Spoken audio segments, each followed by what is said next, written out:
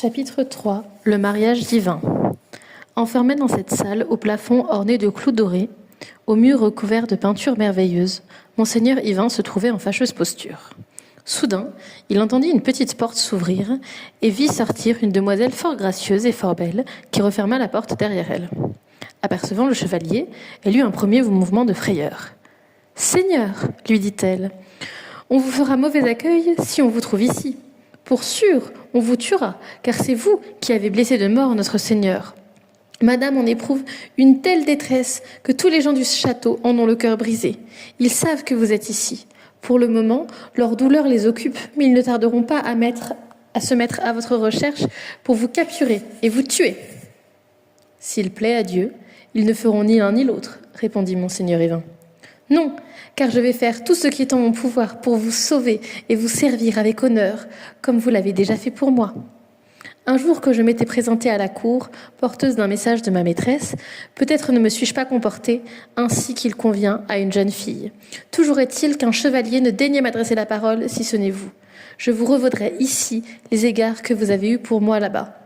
Je sais bien qui vous êtes, je n'ai eu aucun mal à vous reconnaître. Vous êtes Yvain, le fils du roi Urien. Soyez sûr et certain que si vous suivez mes conseils, il ne vous sera fait aucun mal. Prenez ce petit anneau et gardez-le précieusement jusqu'à ce que je vous ai tiré de ce mauvais pas.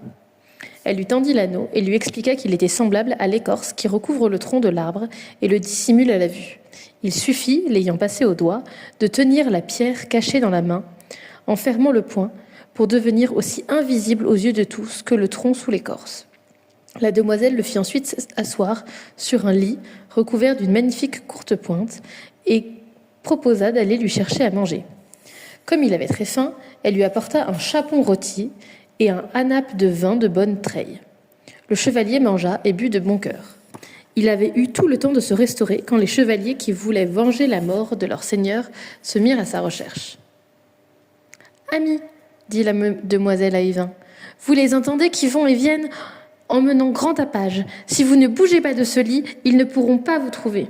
Même si cette chambre se remplit bientôt d'une foule de gens pleins de fureur et de haine, sûrs de vous y trouver, c'est en vain qu'ils vous chercheront. Je pense qu'un peu plus tard, ils apporteront le corps de notre Seigneur avant de le porter en terre. Ils ne manqueront pas de regarder à nouveau partout, en pure perte, et en éprouveront un tel dépit qu'ils seront tous fous de colère. Si vous n'avez pas peur, la scène ne manquera pas de vous amuser, mais je ne peux m'attarder davantage. Je vous quitte en remerciant Dieu de m'avoir donné l'occasion de vous rendre service. Elle avait à peine quitté la pièce que des gens furieux, armés d'épées et de bâtons, arrivèrent des deux côtés en même temps, devant les portes du passage Périlleux. Apercevant la moitié du cheval qui avait été coupé en deux, ils étaient sûrs de trouver de l'autre côté le chevalier qu'ils cherchaient. Ils firent donc lever la porte meurtrière sans remettre en place le dispositif du piège, mais eurent la désagréable surprise de ne trouver que l'autre moitié du cheval, mais aucune trace du chevalier qu'ils brûlaient de mettre à mort. Monseigneur Yvain, qui les voyait, ivre de rage et de dépit, les entendit dire « Comment est-ce possible ? Il n'y a ici ni porte ni fenêtre par où s'évader, à moins d'être un oiseau, un écureuil ou une souris, ou quelque bête encore plus petite. Il y a des barreaux aux fenêtres et les portes sont refermées sur le passage de notre Seigneur. Mort ou vif, il faut que le meurtrier soit encore ici. Impossible qu'il soit resté dehors, alors qu'une bonne moitié de sa selle est à l'intérieur. Pourtant, nous ne trouvons rien de lui à part les éperons.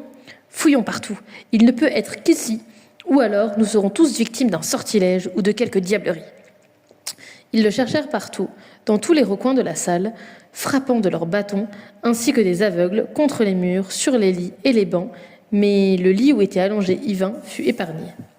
Tandis que les hommes s'affairaient ensuite, rageusement sous les lits et sous les bancs, une des plus belles dames au monde fit son entrée dans la salle. Sa peine était si grande qu'elle poussait des cris de désespoir et s'effondra sans connaissance. À peine relevée, elle se mit à s'arracher les cheveux, à se griffer le visage comme une folle et à lacérer ses vêtements, défaillant à chaque pas. Rien ne pouvait la consoler ni la réconforter de voir le corps de son époux mis en bière. C'est pour cela qu'elle poussait ces cris déchirants qui bouleversèrent Monseigneur Yvain. En tête du cortège funèbre entrèrent les religieuses portant l'eau bénite, la croix et les cierges. Puis, chargés d'encensoirs et de missels, venaient les prêtres qui avaient en charge la célébration de l'office des morts. Alors que le cortège arrivait en milieu de la pièce, il se fit un grand remue-ménage autour de la bière, car, Des plaies du mort qui s'étaient couvertes, le sang chaud se remit à couler. C'était pour tout le monde la preuve indubitable que le meurtrier du chevalier se trouvait encore dans la pièce. Ils reprirent donc les recherches. La pièce fut fouillée de fond en comble. Tout fut renversé, retourné. Yvain reçut même quelques coups, mais s'il fut bousculé, malmené, il se garda bien de remuer. « L'assassin est parmi nous. Par quel sortilège diabolique nous est-il impossible de le trouver ?» se demandait-il, plein d'angoisse. Quant à la dame, brisée de chagrin, elle délirait et criait comme une forcenée. « Mon Dieu, comment pouvez-vous permettre qu'on ne trouve pas l'assassin, le traître qui a tué mon cher époux, le meilleur et le plus vaillant des chevaliers ? Est-ce un fantôme ou un démon qu'il puisse ainsi se dérober à la vue ? Ou bien est-ce moi qui suis victime d'un sortilège ? Il s'agit plutôt d'un couard qui se cache car il a peur de moi. C'est bien là la preuve de sa lâcheté. Ah, fantôme, couard de créature, qui que tu sois, que ne puis-je te tenir en mon pouvoir ? Comment se fait-il que tu aies si peur de moi, alors qu'il a bien fallu que tu te montres courageux face à mon Seigneur ? Comment ai-je pu le tuer si ce n'était par traîtrise ? Comment aurais-tu pu le tuer si ce n'était par traîtrise ? Je n'aurais jamais pu le vaincre s'il t'avait vu. Jamais tu n'aurais même osé te mesurer à lui, qui n'avait pas son égal en ce monde, si tu n'étais qu'un simple mortel. » Tels étaient les tourments et les lamentations de la dame. Tous les gens du château pleuraient avec elle, montrant clairement que leur peine était profonde. Ils avaient tant cherché, s'étaient tant démenés vainement que, découragés, ils renoncèrent à poursuivre plus avant les recherches et emportèrent le corps pour l'enterrement. Pendant que les prêtres et les religieuses se rendaient au lieu de sépulture, après le service funèbre, la demoiselle est revenue voir Yvain et lui dit « Cher Seigneur, quelle invasion et quel vacarme, quelle énergie et quelle ardeur ont déployé tous ces gens pour vous trouver. On aurait dit des chiens de chasse sur les traces d'une perdrix ou d'une caille. Vous avez dû avoir peur. » « Ma foi, vous avez raison. Je n'ai jamais eu aussi peur. Serait-il possible que par une fenêtre ou une quelconque ouverture, je puisse maintenant voir passer le cortège ? En fait, ni la procession ni la dépouille mortelle ne l'intéressaient le moins du monde. Tout ce qu'il voulait, c'était voir la dame. La demoiselle, qui tenait tant à lui témoigner sa reconnaissance, le plaça devant une petite fenêtre par laquelle il pouvait choisir à loisir épier la belle dame. « Que Dieu ait pitié de votre âme, monseigneur, et époux bien-aimé. Aucun autre chevalier ne vous égala jamais en vaillance et en courtoisie. La générosité était votre compagne et le courage votre compagnon. Que votre âme ait sa place auprès des saints du paradis. » À ces mots, elle déchire tout ce qu'agrippent ses mains. Pour un peu, Yvain irait lui tenir les mains pour l'en empêcher. Mais la demoiselle, sagement, le raisonne et l'empêche de commettre une telle folie. « Ici, lui dit-elle, vous êtes en sécurité. Gardez-vous d'en bouger pour quelque raison que ce soit, tant que ces gens seront ici. Leur départ ne saurait tarder. Si vous suivez mon conseil, vous en tirerez un grand profit. Vous pouvez rester là et voir tout le monde aller et venir dedans ou dehors, sans être vu. Mais demeurez silencieux. Ne commettez aucune imprudence. Gardez-vous de faire les folies que vous avez en tête. Comportez-vous en homme raisonnable plutôt que de laisser votre tête en gage à des ennemis qui n'en accepteraient aucune rançon. Tenez-vous tranquille jusqu'à mon retour. Je ne peux m'attarder davantage car si l'on ne me voyait pas avec tous les autres, on pourrait en concevoir des soupçons et je risquerais d'être sévèrement punie. » Elle le quitte alors, le laissant désemparé. Il est bien ennuyé de n'avoir, de ce chevalier qu'on met en terre, aucune chose à emporter comme preuve de sa victoire en combat. Il ne pourra se défendre face au sarcasme de Queue, qui ne manquera pas de le blesser une nouvelle fois de ses railleries. Mais de son sucre et de son miel, l'amour, qui prend possession de lui, adoucit cette ancienne blessure d'amour-propre mal refermée. Son cœur appartient désormais à son ennemi. Il aime celle qui a toutes les raisons de le haïr. Sans le savoir, la dame a bien vengé la mort de son mari. Vengeance d'amour est bien plus rigoureuse que tout ce qu'elle aurait pu imaginer. Avec douceur, portant ses coups par les yeux, il a atteint le cœur. Blessure d'amour est plus durable que coup de lance ou d'épée. Blessure d'épée se cicatrise et guérit très vite dès qu'un médecin la soigne, mais plaie d'amour s'aggrave quand le médecin est proche. Telle est la plaie qui fait souffrir monseigneur Yvain et dont il ne guérira jamais. L'amour s'est totalement livré à lui, sans s'avilir comme parfois quand il descend en des lieux indignes. ayant trouvé la bonne raison, où il sera traité avec honneur et domaine libre dont nul ne pourra faire reproche de s'accaparer, il s'y est installé. Ainsi, Amour, qui est noble, devrait-il toujours se comporter. Une fois l'enterrement terminé et tout le monde reparti, la dame resta seule avec sa peine.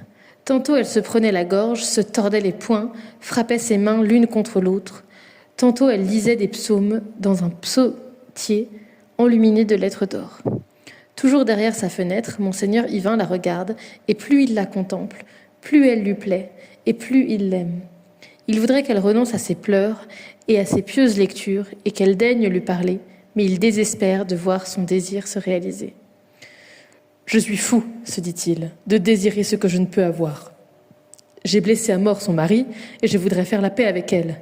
Pour le moment, elle me hait plus que tout au monde et à bon droit. Mais souvent, femme varie. Peut-être changera-t-elle de sentiment. Elle ne peut manquer d'en changer, et j'aurais tort de désespérer. Que Dieu fasse que ce soit pour bientôt. Suis-je son amie ? Sans doute, puisque je l'aime.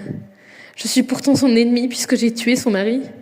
Mais mon désir de l'aimer est si fort que je ne peux être que son amie. Je souffre de la voir arracher ses beaux cheveux ou de voir ses larmes intarissables couler de ses yeux sans même en ternir la beauté. Ses pleurs m'émeuvent, mais ce qui m'est plus insupportable encore, c'est de la voir griffer son visage au contour parfait, aux traits d'une douceur extrême, au teint le plus délicat. Mon cœur se brise quand elle se serre la gorge, qu'elle se tord les mains ou se frappe la poitrine. Elle est si belle ainsi. Quel ravissement ce serait si elle était heureuse. Voilà en quelques termes, monseigneur Yvain évoque celle qui est en proie à la douleur. Nul encore n'aima de si folle manière d'un amour dont il n'osera jamais faire la vue. Il resta à la fenêtre jusqu'à ce que la dame s'en retourne et que l'on fasse descendre les 2 portes coulissantes. Peu lui importe qu'elles soient ouvertes ou fermées. Il ne s'en irait pas, même si la dame, lui pardonnant la mort de son époux, l'autorisait à quitter la ville. Amour et honte le retiennent. Il a une telle envie de voir la dame, à défaut d'en obtenir avantage, qu'il ne se soucie pas de la prison et aimerait mieux mourir plutôt que de s'en aller librement. Et s'il s'en retourne sans preuve, nul ne voudra croire à son exploit. La demoiselle qui venait pour le réconforter, lui tenir compagnie et le distraire, lui apporter tout ce dont il avait besoin, le trouva plongé dans ses pensées et plein de langueur à cause de l'amour qui s'était emparé de lui. « Monsieur Yvain, lui dit-elle, comment avez-vous passé la journée ?»« Merveilleusement bien. »« Merveilleusement bien ? Comment pouvez-vous dire cela alors qu'on vous cherche pour vous tuer, à moins que vous ne souhaitiez votre propre mort ?»« Certes, ma chère amie, je vous assure que je ne cherche pas à mourir. C'est ce que j'ai vu aujourd'hui qui m'a ravie et me ravira toujours. » « J'ai bien compris, vous voulez en venir, dit la jeune fille qui n'était pas sotte. Maintenant, je vais m'occuper de vous libérer. Si vous le voulez, dès ce soir, vous serez en lieu sûr. Venez avec moi. Tout en parlant, il la suivit dans une petite chambre où elle lui apporta tout ce dont il pouvait avoir besoin. « Je ne suis pas prêt de m'enfuir comme un voleur, de nuit ou en cachette, répondit-il à son offre d'évasion. Je ne sortirai d'ici qu'honorablement, et je veux que tout le monde soit assemblé dans les rues sur mon passage. » Le moment venu, la demoiselle se souvint de ce que lui avait confié Yvain. Elle était en si bons termes avec sa maîtresse, dont elle était à la fois la gouvernante et la confidente, qu'il n'y avait rien qu'elle n'osait lui dire, quelle que soit la gravité du propos. Pourquoi aurait-elle eu peur de la réconforter et de la conseiller au mieux de ses intérêts ? « Madame, lui dit-elle, je m'étonne que vous ne vous comportiez pas de façon plus raisonnable. Pensez-vous que ce chagrin auquel vous vous laissez aller vous rendra votre mari ? » « Certes pas. Tout ce que je veux, c'est mourir. À quoi bon ? Pour le rejoindre. Que Dieu vous en préserve, qu'il vous donne plutôt, comme il en a le pouvoir, un autre époux aussi vaillant. Quel vilain propos ! Vous savez bien que jamais il ne pourra m'en donner un qui sera son égal. Il pourra même vous en donner un meilleur et, si vous me le permettez, je vais vous le prouver. Tais-toi et va-t'en. Jamais je n'aurai un autre mari qui égalera celui-là. Pouvez-vous me dire, madame, ne vous en déplaise, qui défendra votre père la semaine prochaine quand le roi Arthur viendra à la fontaine ? La demoiselle sauvage vous en a envoyé un message pour vous en avertir. Comme vous avez mal tenu compte de cet avertissement, Au lieu de prendre des dispositions pour défendre votre fontaine, vous ne cessez de pleurer. Pourtant, il n'y aurait pas de temps à perdre. Tous vos chevaliers n'ont pas plus de vaillance qu'une femme de chambre, et le plus courageux d'entre eux ne rompra ni lance ni écu en cette occasion. Aucun d'eux ne sera assez téméraire pour monter à cheval et opposer la moindre résistance au roi et à ses chevaliers. La dame a parfaitement conscience de la justesse des propos de la jeune fille, mais, comme presque toutes les femmes, elle s'entête dans sa folie et se refuse à admettre l'évidence. « Va-t'en !» dit-elle. « Ne me parle plus de cela, hors de ma vue, ou tu t'en repentiras !» « À la bonne heure, madame.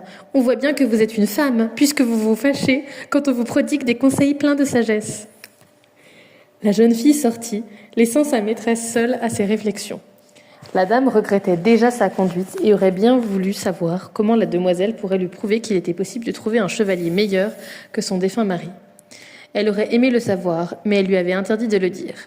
Elle tourna et retourna cette pensée dans sa tête jusqu'au retour de sa suivante. « Madame, lui dit la demoiselle en dépit de la défense qui lui avait été faite, convient-il vraiment que vous mouriez de chagrin ? Reprenez-vous, retrouvez le sens de l'honneur qui convient à une dame de votre rang. Croyez-vous que toute prouesse soit morte avec votre Seigneur ? Il y a bien par le monde 100 chevaliers qui le valent et 100 qui le surpassent.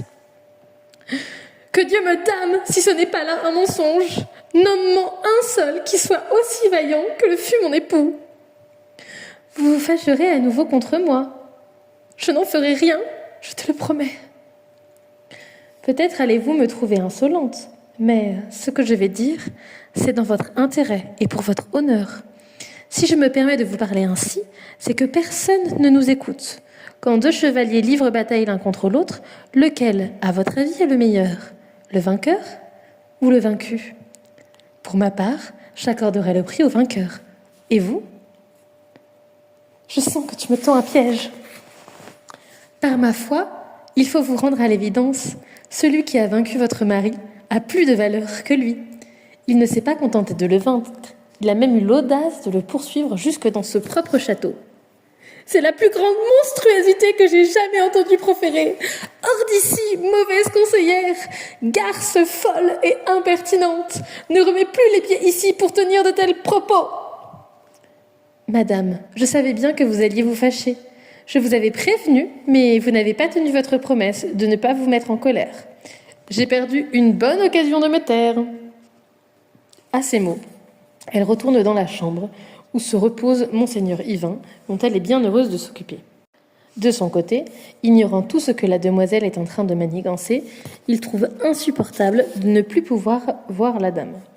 Trop préoccupée de la défense de la fontaine pour trouver le sommeil, la dame commence à regretter de n'avoir pas bien écouté sa suivante, de l'avoir rabrouée alors qu'elle n'agissait ainsi ni pour avoir une récompense, ni par amour du chevalier, mais en loyale conseillère, soucieuse de l'intérêt de sa maîtresse. La voilà donc qui change d'avis à propos des conseils de la demoiselle et qui trouve au chevalier des excuses conformes au droit et à la raison. Elle s'imagine instruisant le procès du chevalier, comparaissant devant elle. « Peux-tu nier que c'est toi qui as tué mon mari ? » ?»« C'est un fait que je ne peux contester. »« Pourquoi l'as-tu fait ? Me haïssais-tu ? As-tu voulu me nuire ? » ?»« Non, que je meure sur le champ si jamais j'ai cherché à vous nuire. » »« En conséquence, tu n'as commis aucune faute à mon égard et tu n'as nul tort envers mon mari, car s'il avait pu, c'est lui qui t'aurait tué. Ainsi, me semble-t-il, t'es jugé conformément au droit. » Elle se fait ainsi à elle-même la démonstration qu'elle aimerait entendre. Conformément au droit, au bon sens et à la raison, elle n'a aucun motif de haïr le chevalier. Comme la bûche qui longtemps fume avant de s'enflammer d'elle-même sans que personne n'ait soufflé dessus, cette pensée couve en son esprit. Si la demoiselle était revenue à ce moment-là, elle n'aurait eu aucun mal à gagner la cause pour laquelle elle s'était fait si vertement réprimer. Lorsqu'elle revint au matin, la demoiselle reprit son discours là où elle l'avait laissé. La dame, qui se reprochait d'avoir insulté la jeune fille, gardait la tête baissée. Elle désirait ardemment se faire pardonner et en savoir plus sur le chevalier, son nom, sa condition et son lignage. Aussi, en femme sensée, lui présenta-t-elle ses excuses en ces termes. « Je vous demande pardon pour les propos blessants et insultants que j'ai inconsidérément adressés. C'est vous qui aviez raison. Dites-moi maintenant ce que vous savez du chevalier dont vous m'avez parlé. Est-il un parti convenable pour moi ? S'il ne s'y oppose pas, Je suis disposée à le faire seigneur de ma terre et de moi-même. Mais il ne faudra pas qu'on puisse dire en parlant de moi, c'est celle qui a épousé le meurtrier de son mari. Madame, nous ferons en sorte que cela n'arrive pas. Vous aurez pour mari l'homme le plus aimable, le plus noble et le plus beau depuis que le monde existe. Quel est son nom ? Monseigneur Yvain. Par ma foi, il est haut de noblesse. N'est-ce pas le fils du roi Urien ? C'est cela ? Quand pourrez-nous l'avoir ici ? Dans 5 jours. Ce délai est trop long. Je voudrais tant qu'il soit déjà là, qu'il vienne ce soir ou demain au plus tard. Madame, je crois qu'aucun oiseau ne pourrait parcourir autant de chemin en une seule journée. Je vais envoyer un de mes valets très rapide qui fera son possible pour arriver à la cour du roi Arthur demain soir. C'est encore trop tard. Les jours me semblent longs. Dites-lui qu'il force l'allure encore plus que d'habitude, qu'il profite du clair de lune pour voyager aussi la nuit et faire ainsi les 2 journées en une. S'il est de retour demain soir, je le récompenserai généreusement. Je m'en occupe. Vous aurez le chevalier dans 3 jours au plus tard. Entre-temps, convoquez vos barons et demandez leurs conseils sur la conduite à tenir pour maintenir la coutume de défendre la fontaine lors de la venue du roi Arthur. Aucun de vos barons, si haut soit-il, n'osera se vanter d'y aller. Vous pourrez alors leur dire à bon droit qu'il vous sera nécessaire de vous remarier, qu'un chevalier de grand renom vous a déjà fait sa demande, mais que vous n'osez l'accepter sans avoir leur accord à tous. Je ne doute pas du résultat. Je connais leur lâcheté.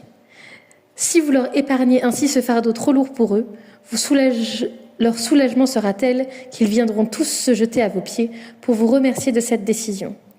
Qui a peur de son ombre se garde bien d'affronter lance ou flèche qui sont jeux trop dangereux pour les couards.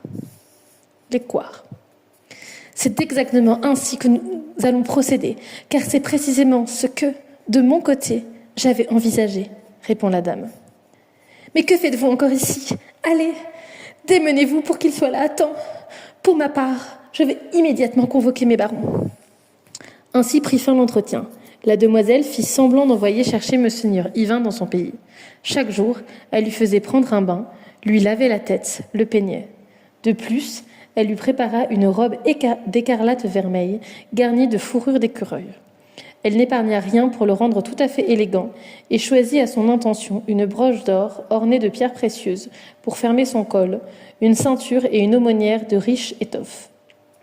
Quand le temps fut écoulé, elle alla annoncer à sa dame que le messager était de retour après s'être bien acquitté de sa mission. « Quand Monseigneur Yvain arrivera-t-il ? Il est déjà là. » « Déjà là ? Qu'il vienne donc tout de suite, le plus discrètement possible. Veillez à ce que le secret soit bien gardé et que personne, à part nous 3, ne le sache. » La demoiselle est retournée voir son hôte, se gardant bien de laisser apparaître sur son visage la joie qu'elle avait au cœur. Elle lui dit seulement que sa maîtresse savait maintenant qu'elle le gardait caché ici.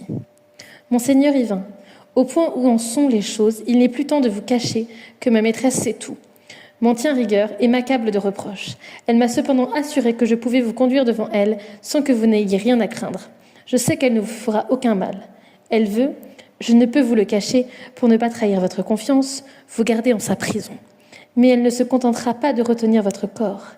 Elle veut aussi avoir votre cœur.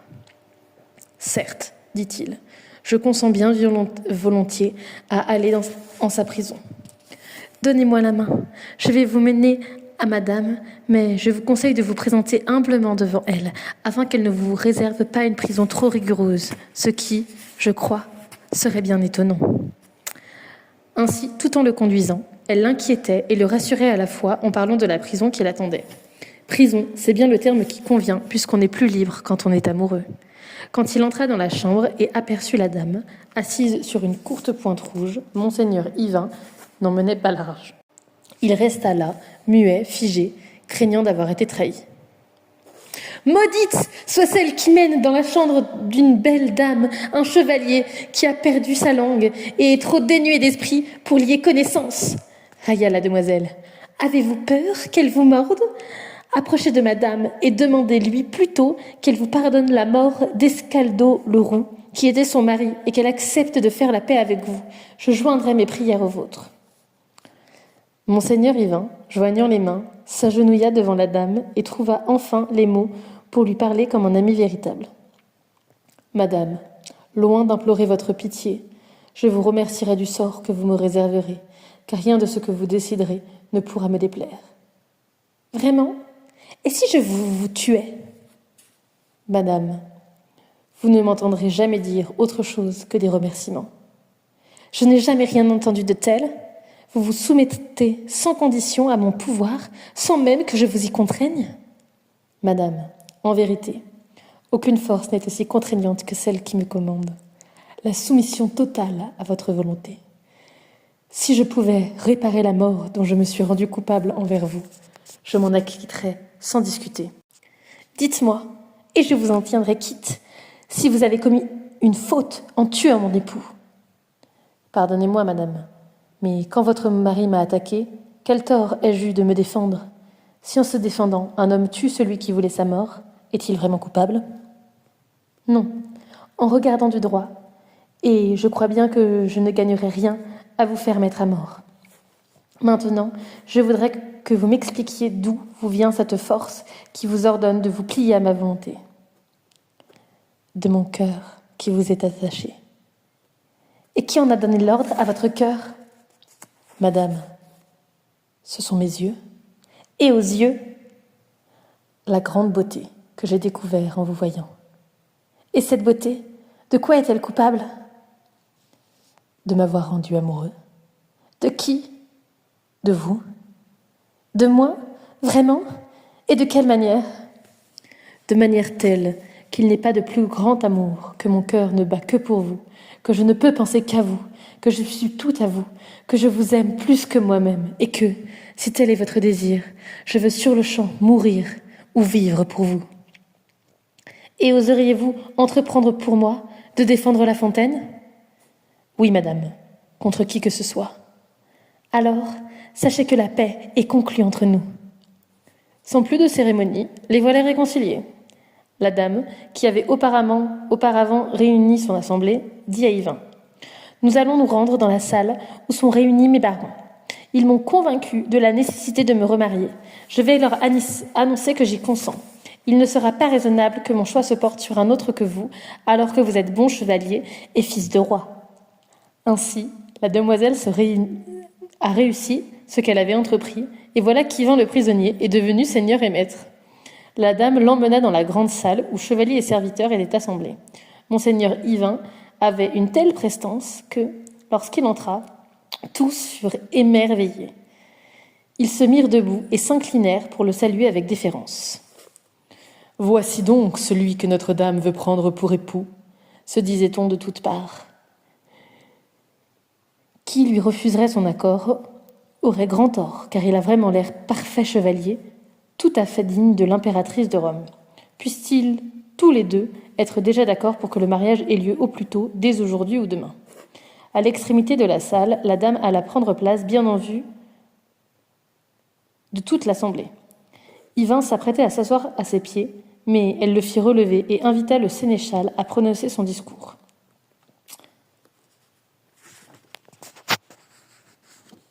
« Seigneur, commença-t-il, vous savez qu'une guerre nous menace. Le roi Arthur se prépare à venir dévaster nos terres. Dans moins d'une quinzaine de jours, la désolation sera complète si nous ne lui opposons pas un bon défenseur. Quand Madame se maria, il y a un peu moins de 7 ans, elle le fit sur votre conseil. Aujourd'hui, son mari est mort et elle en éprouve un immense chagrin. Quelques pieds de terre suffisent désormais à celui qui gouvernait si bien tout le pays. Quel malheur qu'il ait si peu vécu. Une femme ne peut ni porter l'écu, ni frapper de la lance. Invitez-la donc, puisque la nécessité nous y oblige, à prendre un nouvel époux, afin que ne se perde la coutume instituée il y a plus de 60 ans. » Ils déclarèrent unanimement que c'était bien ainsi qu'il fallait agir, et ils vinrent tous à ses pieds, la presser de faire ce qu'elle avait déjà décidé. Elle se fit longuement prier, comme si elle ne cédait qu'à contre-cœur, alors qu'elle était prête à épouser Yvain, même contre leur volonté. « Seigneur, finit-elle par déclarer, puisque vous le voulez ainsi, voici un chevalier qui m'a, avec insistance, demandé en mariage et propose de se consacrer à mon service. Exprimez-lui votre reconnaissance, comme je lui exprime la mienne. Il s'agit d'Yvain, le fils du roi Urien. Vous avez sans doute déjà entendu parler de lui. Il est de noble lignage et de grande bravoure. Il fait preuve de tant de courtoisie et de sagesse qu'on ne saurait me reprocher ce choix. » Et tous de lui recommander. « Ne tardez pas cette union, ce serait une folie !» Elle se laissa si bien prier qu'elle accorda à ses barons ce que l'amour lui commandait. Mais elle estimait plus honorable de ne le faire qu'avec leur assentiment. Comme le cheval force l'allure quand on l'éperonne, elle ne différa pas le mariage. Ainsi, le jour même, Laudine de Landuc, fille du duc Ladunais, épousa monseigneur Yvain. Les évêques, les abbés et toute la noblesse de la contrée furent conviés à ces noces, qui furent célébrées avec un grand faste dans la joie et l'allégresse, et se prolongèrent jusqu'à la veille de la venue du roi Arthur.